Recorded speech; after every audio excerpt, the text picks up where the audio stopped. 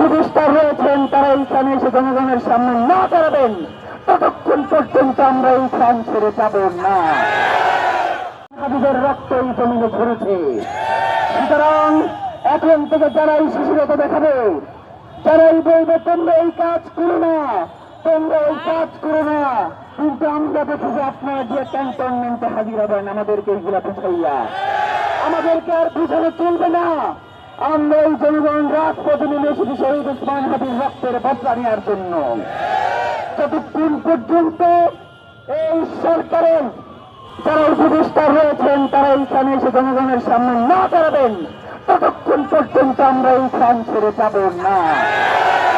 আদিমাই বলেছেন এই বাংলাদেশে যতদিন পর্যন্ত একটা সুইপ্রেস জমাদের মেয়ে হাঁটতে না পারবে এবং যতদিন পর্যন্ত একটা হিজাব করে মেয়ে স্বাধীনভাবে হাঁটতে না পারবে ততক্ষণ পর্যন্ত ইনসাফের বাংলাদেশ প্রতিষ্ঠিত হবে না।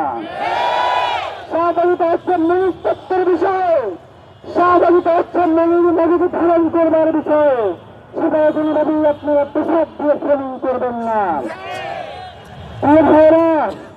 এই শাহবাগ হচ্ছে সেই শাহবাগ যে শাহবাগ 2013 সালে ৭৭ আমার ভাইদেরকে খুন করে চাষের জন্য মায়া কান্না করেছিল, তারাই হচ্ছে শাহবাগী। এই শাহবাগী হচ্ছে তারাই যারা জিয়ে গুলি করে আমার ভাইদের মগজ রাস্তায় ফেলে দিয়েছে, এরপরে তারা মেট্রিনের জন্য কান্না করেছে, তাই হচ্ছে শাহবাগী। এই শাহবাগী হচ্ছে তারাই যারা শহীদ ওসমান হাদিকে হত্যা করবার পরে শহীদ ওসমান হাদিকে নিয়ে কোনো বিবৃতি নাই, কিন্তু স্ট্রাকচারের জন্য তারা মায়া কান্নায় বসিয়ে দিয়েছে।